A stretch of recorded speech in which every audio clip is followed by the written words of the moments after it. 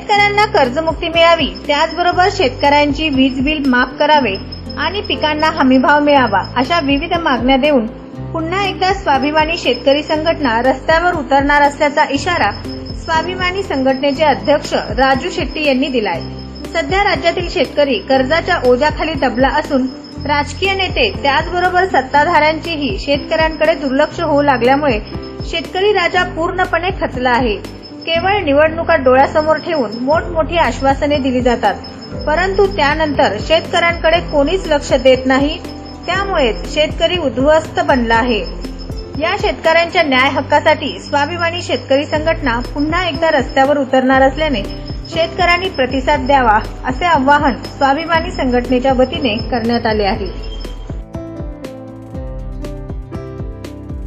सोलापूर शहरातील नामांकित उच्च महाविद्यालयात कार्यरत असलेल्या बोगस प्राध्यापक आणि कर्मचारी यांच्याबद्दलचा इतिवृत्तांत लवकरच पहा आपल्या न्यूज एक्सप्रेस सोलापूर या वृत्तवाहिनीवर। वृत्तवाहिनी पदार्पणात लवकरच करणार पर्दाफाश।